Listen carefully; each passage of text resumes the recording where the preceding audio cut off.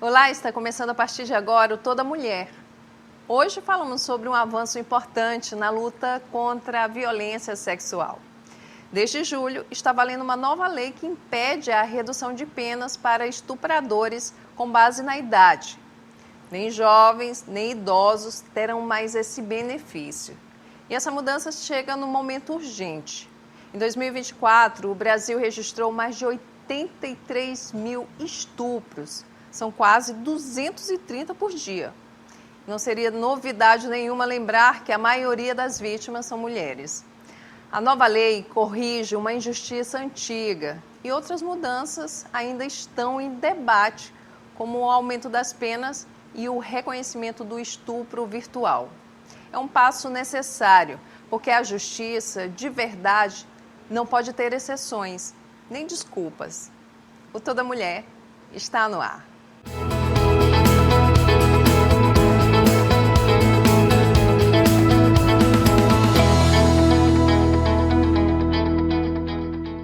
E a convidada do Toda Mulher de hoje é Susan Lucena, diretora da Casa da Mulher Brasileira. Seja muito bem-vinda, Susan. Novamente aqui esse espaço que é nosso, de todas as mulheres, para falar sobre esse tema tão importante. Como é que era antes? Explica para a gente, né? Porque às vezes a gente ouve muito falar sobre a lei, sobre o crime, sobre a vítima, mas na hora do julgamento você não entende porque a impunidade acaba sendo tão grande, porque certas coisas acontecem, né? Por que o criminoso não é punido? Como é que estava no Código Penal antes, Susan? Boa tarde, Márcia. Sempre uma alegria estar aqui com você, partilhando um pouco das informações sobre os nossos direitos enquanto mulheres. Eu sempre digo e repito que a gente não queria precisar de todos esses direitos. Mas enquanto a gente precisar deles, a gente não abre mão. São direitos que são essenciais. A gente está falando de um crime muito sensível. A violência sexual, ela está alastrada no nosso país. A gente fala de 83 mil denúncias. É o que chegou até a delegacia. E que chocam por si só, né? Mas o dado é muito maior, porque somente 8,5% chegam à delegacia, menos de 10%. A gente está falando que os dados do Sistema Único de Saúde aproximam a quase 1 milhão. Nossa. Né? Então, é um número altíssimo. Sim. E imagina só que pouquíssimos chegam à delegacia, são investigados, processados, julgados, e por uma questão que é muito comum na nossa sociedade. Culpabilização da vítima. Sim. Estava onde, que horas, com quem, fazendo o quê? Vestindo o quê? E aí, vira para a mulher, e muitas das vezes crianças e adolescentes, que são as maiores vítimas, que não sabem que aquilo ali é uma relação sexual, e que muitas crianças ainda têm que ouvir que, ela que deu causa, ela é saliente, ela ficava se insinuando. Já ouvi relatos voltados para uma criança de 6 anos, por exemplo. Né? Então, é uma realidade que acontece e que a gente precisa mudar. E é tarefa de todos nós. Conscientizar dentro de casa, né? Não pode tocar nas partes íntimas, não pode tocar no corpo. Também, se acontecer, porque acontecem ameaças, Sim. Tem que conversar diariamente, tem que contar tudo para o papai e para a mamãe. Olho no olho, né, da criança. E ficar atento às mudanças de comportamento. E quando chega na fase adulta, a mulher, quando é vítima da violência sexual, ela se sente desencorajada por conta dessa culpabilização. A criança, por conta do medo, ameaça e desconhecimento. Então, a gente está vendo um sistema de impunidade posto. E, somado a esse sistema, atenuantes. Então, se você tem entre 18 e 21 anos, a sua pena vai ser reduzida, vai ser atenuada. Se você tem acima de 70 anos, também. Não basta só atenuar. Vamos também reduzir o prazo de prescrição. Vai prescrever de forma mais rápida. Né? Crimes que, a meu ver, já deveriam se tornar imprescritíveis. De fato, porque você destrói a vida daquela vítima, não é? A gente fala que a mulher é a maioria das vítimas são as mulheres, porém a gente sabe que tem meninos, crianças, não é? Que tem toda uma vida emocional abalada por um trauma que ele vai levar a vida inteira e sabe lá de que forma ele vai reagir a isso, não é? na minha infância, eu quase fui vítima de um estupro. E quando eu tomei conhecimento do que se tratava, o crime estava prescrito, né? Somente em 2012, com a Lei Joana Maranhão, é que os crimes de estupros de vulneráveis, no caso voltados para crianças e adolescentes, o prazo de prescrição começa a contar a partir dos 18 anos, né? Então, hoje um avanço, né? E a gente precisa constantemente estar aperfeiçoando essas modalidades, né? As legislações de proteção à mulher, elas são muito importantes. Quando a lei de execução penal é alterada no sentido de que quem pratica crimes de feminicídio não possa ter visita íntima, é um avanço. Tem que avançar mais para que os homens que praticam a violência doméstica não recebam, para que aquela mulher não seja novamente violentada em um local que se pressupõe seguro, mas que algumas vezes acontecem. Por pessoas conhecidas dentro da própria casa, né? Você falou que você quase foi vítima, eu também já quase fui vítima. E quantas outras mulheres a gente não conhece que passaram por esse tipo de perigo, não é? E outras tantas que não falaram sobre isso, e às vezes esse estupro a gente sabe que não é só, né, o fato em si, não é? Passa por muitos... tem muito... A violência contra a mulher, sexual contra a mulher, ela é muito... Sei lá, não consigo nem encontrar palavras para isso. Porque ela ocorre de diversas formas, em diversas fases da vida da criança. Passa por ensinar a ficar calada. Esse silenciamento, ele é muito doloroso também. E aí se sente desacreditada. E se eu for falar, ninguém vai acreditar. Quais são as provas que eu tenho? Inclusive, com relação a isso, a gente tem um Instituto de Perícia de Criança e Adolescente, que é o único do país, que já tem 18 anos, funcionando aqui no estado do Maranhão, que faz a perícia psicossocial, que faz a perícia do exame mesmo de conjunção carnal. Então, é muito importante essa especialidade, essa especificidade. Para quê? Para que consiga-se ter a materialidade daquele crime. E aí a gente tem o Instituto de Genética Forense, que faz esse levantamento de dados, que é importantíssimo. Hoje, no Maranhão, nós temos todos os homens que estão presos, condenados por estupro, com seu material genético no Banco Nacional de Estupradores, que é vinculado, inclusive, com o banco de dados do FBI. Ou seja, a gente consegue fazer um rastreio. Por que é importante? Porque, em regra, o homem que pratica o estupro, ele torna a reincidir. Porque, alimentado pelo silenciamento e pela impunidade, ele acha que ele vai conseguir fazer constantemente, porque nada acontece com ele, né? Exato. Então, é muito importante essa denúncia acontecer. Essa semana recebi até uma denúncia anônima falando de uma criança que havia sido vítima de violência sexual praticada pelo seu tio. E o silenciamento da família, porque está dentro de casa, porque, ai, nossa, ele errou, a gente precisa resolver aqui dentro. Vocês estão pensando em quem praticou o crime e em quem foi vítima do crime. Exato. Não estão pensando os traumas, as dores, né, daquela criança que muda o seu comportamento, que começa a ser julgada, apontada por diversas situações. Por isso que a importância dos processos serem sigilosos, da família ter a consciência de que essas informações não podem sair de lá. De onde foi que saiu a informação? Chegou à igreja, e foi a igreja que foi se posicionar. Né? Ou a escola percebeu algum professor mais sensível. E aí entra a importância esse fim desse atenuante, não é, para a questão da idade, porque às vezes você vê muitas notícias de idosos, não é, cometendo crimes. E quantos crimes eles já cometeram ao longo da vida até chegar nessa fase, tem 70, vamos atenuar esse crime. Ou então quando você diz, olha só, a partir de 21 anos, então você quer dizer assim, aquele crime que tu fizeste no passado, né, você não foi punido, então eu vou continuar fazendo e vou me aprimorar, não é? Porque a mente de uma pessoa que comete esse tipo de crime é uma mente doente. Eu frequentemente estou nos presídios, né? Tem 10 anos que eu atuo diretamente no sistema prisional do Maranhão e do Brasil. E todos os presídios que eu entro, tem um lugar lá chamado Seguro, que é onde ficam os homens presos por violência doméstica, estupro, feminicídio. Mas mais ainda, quando eu identifico um idoso, eu já pressuponho que seja em razão da violência sexual.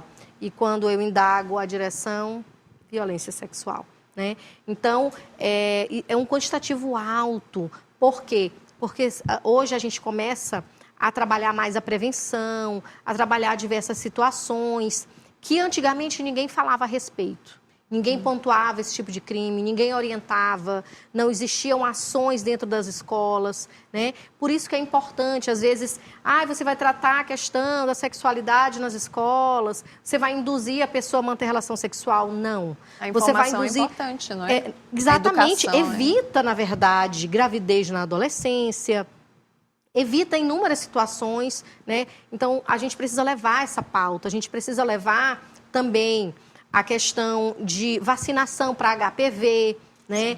Que hoje a gente tem avançado cada vez mais, ainda é o câncer que mais mata aqui no nosso estado, né? E o quanto a gente precisa fazer com que as meninas, já nessa fase de não relação sexual, que elas consigam ter acesso a essa vacinação que é gratuita. Gente, na rede privada é caríssima, né? Então, é um sistema que vai sendo integralizado pela saúde, pela segurança, pela a área do psicossocial, né? Então, é uma área bem ampla que a gente precisa tratar, que a gente precisa proteger. Por que o ECA fala de início? Atenção integral à criança e adolescente, proteção integral à criança e adolescente. Porque eles precisam ser protegidos, né? Então, a gente precisa proteger de cada vez mais de forma mais ampla, aprimorando as leis, implementando políticas públicas e consolidando ações. E é impressionante porque que demorou tanto a ver essa mudança, né? Você acha por quê? Explica pra gente, Susan, por que demora tanto uma alteração dessa que a gente sabe que quando vem a alteração já tem muita luta de movimento, de mulheres, de pessoas ligadas a essas causas, não é? Pedindo, por favor, vamos alterar, vamos acabar com a impunidade. Mas, na tua opinião, teu ponto de vista, por que demora tanto? Tem várias questões, né? Primeiro, que a gente tem um baixíssimo quantitativo de mulheres no legislativo, que é onde as leis são produzidas. Quando a gente vê a atuação das mulheres, a maior parte das leis são voltadas para crianças e adolescentes, para mulheres, para pessoa idosa, porque somos nós que atuamos na questão do cuidado, somos nós que vivenciamos a maternidade, somos nós que temos essas vivências do ambiente escolar. Então, tudo isso acaba sendo muito vinculado também a quem confecciona as leis, né? Se a gente for pegar, tem leis assim, muito recentes, 2018, a lei da importunação sexual. Sim. Imagina, você levar uma encoxada dentro do transporte público, uma pessoa forçar um beijo, era uma importunação ofensiva ao pudor, não era crime, era uma contravenção penal, tu pagava uma multa e saía, não dava em nada. E até tratada como se fosse uma brincadeira, uma coisa permitida. Lembra carnaval fora de época que o pessoal ia, beijou quantos? Beijei 15. Exato. Aí a gente escuta dessas pessoas que beijaram forçadamente 15 pessoas em uma festa, dizendo, não pode mais nem paquerar. E aí, se você devolver para ela dizendo, sim, e se te beijassem à força, como que seria? Seria interessante para você? Né? Então, são situações que a gente precisa rever, repensar. A lei do assédio também, de alguma forma, é recente, assédio no ambiente de trabalho, que sempre aconteceu. A lei é de 2001, né? Então, a gente tem inúmeras situações de leis que vão sendo alteradas. Olha a Lei Maria da Penha, a pena era até 3 anos. Agora, em outubro do ano passado, passou para 5 anos. Né? Então, a pena da importunação sexual era maior do que a pena da mulher vítima de violência física. E até imagina, recentemente, passar a mão, a pena é menor do que bater. Né? Exato, e até recentemente, até a mudança sobre aquela defesa que havia o crime de honra, não é? Legítima defesa da honra. Legítima defesa da honra é algo muito recente, 2021, se eu não me engano, que o STF fez até um discurso muito forte, não é, da ministra, falando sobre isso, mas é porque a gente está dentro de uma cultura mesmo patriarcal, machista, misógina, que ainda tem a mulher, né, como se fosse um objeto, e para corrigir essas falhas é preciso muita insistência, muita persistência, muita coragem, muita mulher nesses espaços de poder e decisão, Porque a gente sabe que tem homens que também, né, lutam por isso, mas a maioria, infelizmente, está com atenções voltadas para outras questões que, enfim, que não atendem a esse grupo, que é um grupo que é a maioria da população, as mulheres, as crianças e os adolescentes. A gente vai para um rápido intervalo, Susan, e já a gente continua a conversa com a diretora da Casa da Mulher Brasileira sobre os impactos da Lei 15.160 de 2025. Não saia daí.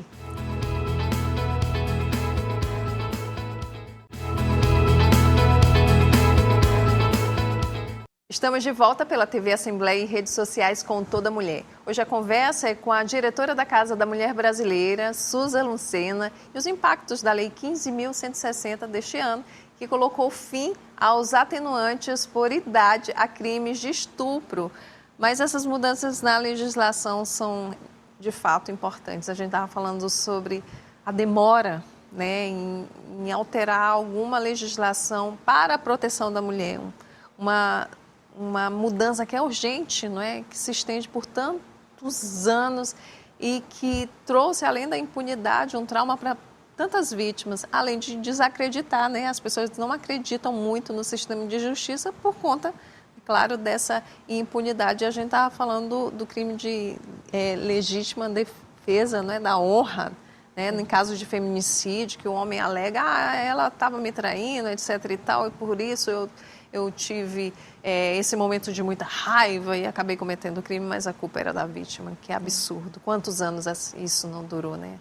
A gente se aproxima do aniversário de 19 anos da Lei Maria da Penha e a gente consegue ver a demora até para a criação dessa importante lei, que é a nossa maior lei de proteção. Eu sempre digo, ela é muito mais protetiva do que punitiva, sim, porque o objetivo é fazer com que a mulher consiga sair de ciclos da violência, né? E a gente sabe que essa violência, ela leva a um feminicídio. E quando desses julgamentos, imagina que há um tempo atrás, a gente chamava de crime passional. Passional, paixão, paixão, amor, o homem que matou por amor. E isso era uma causa de atenuar aquela pena. Traidora que me fez passar por esse momento. E a momento. Mulher ainda era culpabilizada. Tá, eu matei, mas olha, doutor, ela estava com outro. Gente, se as mulheres resolvessem matar os homens porque traem, como seria a sociedade? Nossa. Né? Então, a gente não tem que fazer esse tipo de defesa. A gente está falando da legítima defesa da honra. A primeira tese é de 92. Em 92, foi quando, pela primeira vez, houve uma decisão de um tribunal superior dizendo para não aplicação dessa tese, dessa legítima defesa. Ou seja, botar a mulher no banco dos réus, a mulher já morta, e ela ser culpada pela sua própria morte. Porque é isso que significa a legítima defesa da honra, né? Então, somente passados 30 anos é que o STF consolidou o entendimento de não utilização dessa tese. Mas então quer dizer que não é utilizado? Claro que não, porque a gente vê, vamos aqui tentar pegar a vida da mulher para demonstrar que ela merecia morrer. Aí já começa a primeira pergunta, foi o que tu colocaste. Ela traía, você sabia se ela tinha relacionamentos extraconjugais? Acaba expondo durante o julgamento a vítima, né? Mais uma vez. Exatamente, né? E a gente vê que, infelizmente, a gente tem absolvições de homens que praticaram feminicídio na modalidade tentada ou consumada, se utilizando esse modelo de argumentação. Mas por que ele é importante, afinal? Por que é importante esse entendimento do STF? Para evitar que aconteça esse tipo de defesa, mas também para que, caso ela aconteça, esse júri seja anulado e seja refeito um novo júri. A gente tem um caso histórico da década de 80, que é o júri da Ângela Diniz do Doc Street, que está até disponível num podcast maravilhoso chamado Praia dos Ossos, e que tem áudios do dia da audiência, áudios reais e muito atuais, infelizmente, né? Porque a mesma forma de ataque das mulheres, de culpabilização, de revitimização que ainda acontece hoje, aconteceu nesse julgamento. E lá a gente consegue identificar a tese da legítima defesa da honra sendo utilizada e uma mulher sendo culpada pelo seu próprio crime. Até que, por mobilização das mulheres, esse júri foi anulado e foi feito um outro júri que aí sim ele teve uma pena um pouco maior. E a gente teve uma alteração importante, né? Em 2015, claro, a criação da lei do feminicídio, que o feminicídio naquela época era uma qualificadora do crime de homicídio, com uma pena de 12 a 30 anos. E aí, em outubro do ano passado, o crime de feminicídio passa a ser autônomo. O que é que isso significa? Antes era um homicídio com a qualificadora em feminicídio, agora não é feminicídio.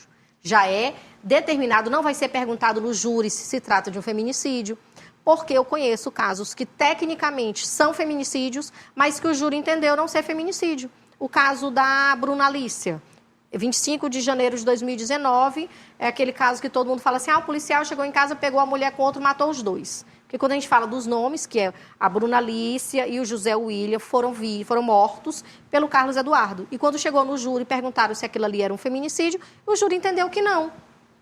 Que é um absurdo. Então, a partir de agora, com a criação dessa lei, isso não acontece mais, né? Então, essa aprimoração, ela traz justiça. Aprimorar as leis é se aproximar cada vez mais do que a gente chama de justiça. Por quê? Porque quem praticou um crime precisa ser condenado pelo seu crime na medida do crime praticado. Entender que a justiça existe para isso, não é para maltratar, mas para organizar a sociedade, para que as pessoas possam conviver de uma forma mais pacífica e justa, sobretudo esses grupos que são constantemente, né, violentados de diversas formas. A população LGBTQIA+, a gente vê as mulheres, as crianças. Aí você vem numa escala de quem sofre mais ali da mulher. A mulher negra, a mulher da periferia. Aí você vai entendendo como é que essa violência no Brasil atinge tantas pessoas. Aí a gente vai para a internet. Os discursos são aqueles mais absurdos do mundo. Tá de mimimi. A mulher quer ter mais direito do que o homem, não é? E assim, são coisas que, de certa forma, arrepiam. E aí, voltando para essa questão da violência contra a mulher, está tramitando também outras mudanças, não é? O estupro virtual também está sendo estudado para que a gente consiga compreender que precisa ser punido também. A mulher também pode sofrer esse tipo, a mulher, o menino, a criança, esse tipo de crime, não é? Pela internet, a gente vê essas redes de Discord, esses grupos aí, Red Pills, enfim, muita coisa feia, gente. A gente precisa saber o que está acontecendo e a informação é o caminho. Exatamente. Tem tramitações muito interessantes, né? Se a gente for pensar, até pouco tempo, para ser configurado o crime de estupro, precisava ter o que a gente chama de conjunção carnal. Então, o dedo, o sexo oral, tudo isso não era configurado como se fosse uma prática de um estupro, né? Então, essa mudança teve em 2009 e aí ele foi sendo aprimorado aos poucos. A lei agora a gente vai evoluindo, né? Muitos jogos e ações no ambiente virtual, porque a gente vê adolescentes sendo obrigados a se mutilarem, são pessoas que são da mesma idade, que vai com aquela conversa, que a inteligência artificial acaba possibilitando a prática desses crimes, né? E adolescentes praticando, inclusive, cometendo suicídio em razão das violências que acontecem. Então, essa questão do ambiente virtual precisa... as leis precisam ser aprimoradas para ver essa nova atualização da nossa sociedade, né? E até uma lei muito importante que eu acredito que vai ser aprovada agora... no mês de aniversário da Lei Maria da Penha, é a violência vicária. O que é a violência vicária? É a violência que ela é transmitida. Ao invés de praticar violência com a mulher, vou praticar contra o filho, contra a irmã, contra a mãe. Você não vai fazer? Vou fazer isso com seus pais. Quantas vezes mulheres não são ameaçadas para proteger a sua própria família? Né? E aí vem como uma das novas modalidades de violência da Lei Maria da Penha. Já é muito comum, em sede de medida protetiva de urgência, pedir a chamada medida protetiva extensiva, estender à mãe, estender aos filhos, estender às irmãs, a pessoas que estão sendo ameaçadas por aquele mesmo homem, né, que pratica aquela violência, e aí a gente vai, né, a cada situação que vai acontecendo, né, a gente comentava aqui nos bastidores a lei que foi criada pela deputada Daniela, que fala sobre a exposição da imagem das vítimas de feminicídio, que aconteceu por quê? Porque expuseram as imagens de Mariana em outdoors, tentando criar uma culpabilização à vítima. uma situação que é absurda. Imagina que na frente do prédio da Carol Costa, até hoje, tem um outdoor em que o seu ex-marido, que matou a sua própria irmã, ele se declara inocente, né? Uma grande afronta. É uma situação que já foi julgada, já existiu um julgamento, que foram 5 dias, com muitas provas que demonstram a prática daquele crime, né? Um feminicida condenado fazendo esse tipo de agressão à família que está aqui e à memória de Mariana. Porque a dor de quem fica é imensa, não é? Você imagina, você perde uma filha e aí você tem que passar por um julgamento. Quando você consegue, né, que a justiça capture esse feminicida, esse criminoso, é muito dolorido, né? É muito sofrido o julgamento. Aí você imagina ainda ter a imagem da filha, a moral da filha, o nome da filha manchado por coisas que, infelizmente, não justificam, jamais justificariam qualquer tipo de violência. É distorção de fatos, distorção, né? A questão do crime praticado contra Mariana, o crime praticado contra Maria da Penha, que tentaram distorcer para dizer que aquele crime não aconteceu, para dizer que não foi daquele jeito, para tentar colocar como vítima o próprio agressor. E isso, para quem convive diretamente com a violência contra a mulher, é algo que acontece demais, né? O homem tentar reverter, não, quem fez isso não fui eu, foi ela quem praticou determinado ato, determinada ação. Então, é muito comum de acontecer e a gente precisa constantemente... Por isso que a importância dos fatos, a mulher que diz assim, eu não vou denunciar, que eu não tenho prova nenhuma. E a gente senta com ela e ouve um pouquinho e a gente vai identificando, sim, você tem prova. Você tem os áudios, você tem os vídeos, você tem as mensagens, você tem prova testemunhal, você tem aquela sua amiga confidente, você tem laudos no hospital de quantas vezes você foi até lá. Então, gente, a violência, ela deixa marcas, ela deixa sintomas, ela deixa provas, né? E isso, ela vem se consolidando para que a gente consiga encontrar a justiça. A gente tem encontrado muitos casos em que um mesmo homem é denunciado várias vezes por mulheres diferentes, né? E isso já é também uma comprovação. A gente consegue identificar, através do nome completo da pessoa, quais os processos que ele tem, se ele não paga pensão alimentícia, por exemplo, se ele responde por violência doméstica, se ele foi condenado por algum crime. Então, é importante, né, a gente saber as pessoas que a gente está se relacionando. Por quê? Porque o início do relacionamento é as mil maravilhas, sempre, né? É um gentleman, é aquela pessoa que diz, meu Deus, encontrei meu príncipe encantado. E a gente precisa ficar atento aos sinais. Se é uma pessoa que tenta te isolar no teu relacionamento, se é uma pessoa que tenta te afastar dos seus amigos, da tua família, te diminuir, te inferiorizar, fazer com que você abra mão dos seus sonhos, do seu trabalho. Então, tudo isso está vinculado e a gente precisa ficar atento. Exato. E, às vezes, essa violência, ela começa de uma maneira muito sutil e você não consegue lidar com isso. E o que eu acho, que eu considero extremamente importante é que, se você foi vítima, denuncie também, porque uma voz, às vezes, é suficiente para que outras vozes, né, se levantem e que ajudem a colocar esse criminoso voraz, né, nas garras da justiça, que é o lugar onde ele precisa estar. Ele precisa ser condenado. E aí a gente entra num ponto principal: buscar informação, tentar entender quais são os seus direitos e buscar espaços, a exemplo da Casa da Mulher Brasileira, que já é uma referência no acolhimento, que tem uma rede de proteção que está sob seu comando, não é? O que as mulheres encontram lá, só para a gente fechar essa conversa que está maravilhosa, mas infelizmente a gente vai precisar terminar. O que a mulher encontra na Casa da Mulher Brasileira, só para lembrar nossas telespectadoras? A Casa da Mulher Brasileira é hoje a principal ferramenta de enfrentamento à violência contra a mulher, um instrumento consolidado que vem sendo ampliado pelo governo federal. Hoje a gente está em 10 cidades e sendo ampliado até o final do ano. A gente vai ter mais duas capitais com a Casa da Mulher Brasileira e mais 7 em construção. Então, a gente vai conseguir ampliar, com certeza, para conseguir alcançar todo o país. Aqui no estado do Maranhão tem uma descentralização das Casas da Mulher Maranhense. Ontem foi inaugurada a Casa da Mulher Maranhense de Itapecuru, recentemente também a de Barra do Corda, de Balsas, a de Caxias está em funcionamento, de Imperatriz, a Casa da Mulher Brasileira em São Luís, e todos os serviços em um mesmo espaço. Aqui a Casa da Mulher Brasileira funciona 24 horas, Delegacia, Defensoria, Vara, Tribunal de Justiça, Patrulha Maria da Penha, Departamento de Feminicídio, Coordenadoria das Delegacias da Mulher do Maranhão, Biblioteca, Brinquedoteca, curso de capacitação, alojamento de passagem, né? Que recebe as mulheres juntamente com seus filhos que estejam correndo risco de morte. Se precisar de um abrigamento maior, caminhamos para a Casa-Abrigo do Tribunal de Justiça. Então, é um trabalho em rede, feito por muitas mãos, com pessoas extremamente dedicadas e responsáveis, para que a gente possa fazer com que as leis elas sejam alcançadas através dos serviços.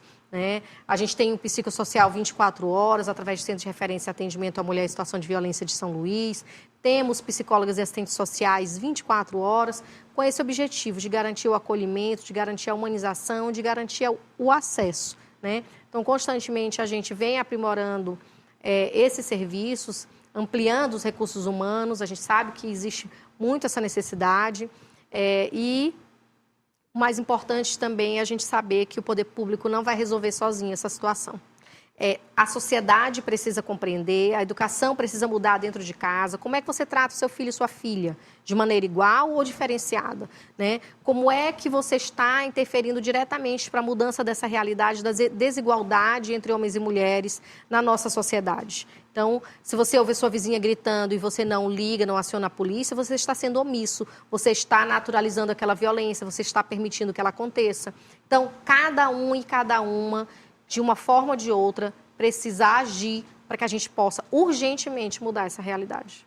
Quebrar essa cultura, né? Esse machismo aí que insiste em impedir as mulheres de viver de uma maneira mais segura. Né? Susan, muito obrigada pela tua participação. Você é sempre bem-vinda aqui no Toda Mulher. A gente tem muito tema, muitos assuntos para debater aqui, porque informação é tudo. Obrigada mesmo. Eu que agradeço e parabéns por levar temas tão necessários para o nosso conhecimento, porque informação é poder. Poder. Obrigada a vocês também pela audiência. O Toda Mulher de hoje fica por aqui. Acompanhe as reprises em nossa programação e também no YouTube da TV Assembleia do Maranhão. Obrigada e até o nosso próximo encontro.